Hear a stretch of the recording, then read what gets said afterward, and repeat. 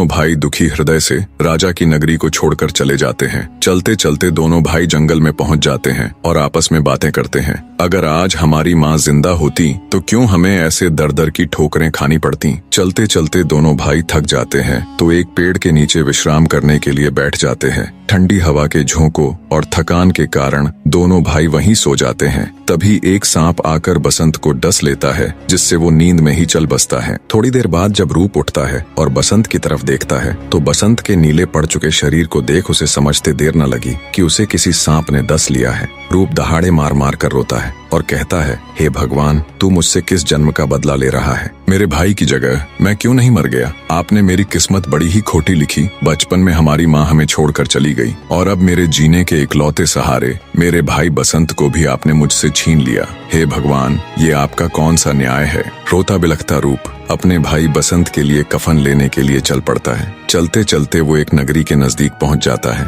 उस नगर के राजा का उस दिन स्वर्गवास हो गया था। उस नगरी का ये नियम था, जो भी राजा के अंतिम संस्कार के लिए ले जाते वक्त उसकी अर्थी के सामने आ जाता, उसे उस नगर का राजा बना दिया जाता। संयोगवश जब नगर के लोग राजा के पार्थिव शरीर को लेकर उसकी अंतिम यात्रा के लिए जा रहे थे, तब तक रूप भी नगर के द्वार पर पहुंच गया। रूप जब अर्थी के सामने आता है तो नगर के लोग नियमानुसार उसको अपना राजा मान लेते हैं। दूसरी तरफ जंगल से महादेव पार्वती गुजर रहे थे। जब पार्वती ने मरे हुए बसंत को देखा तो वो महादेव से बोली, हे महाराज, देखो ना कितना सुंदर युवक है और भरी जवानी में इसकी मृत्यु हो गई, आप इसे जिंदा कर दो। तब महादेव जी पार्वती माता को मना करते हैं और कहते हैं, हे प्रिय, ये मृत्यु लोक है, यहाँ सबके अपने कर्म और दुख है, हम किन किन का दुख दूर करेंगे। पर माता पार्वती जिद करती है और कहती है, नहीं स्वामी, आपको इसे तो जिंदा करना ही पड़ेगा। तब महादेव जी माता पार्वती की बात मान बसंत को जिंदा कर देते हैं और वहाँ से अंतर्ध्यान हो जाते हैं। बसंत उठ बैठता है। जब उसने आसपास देखा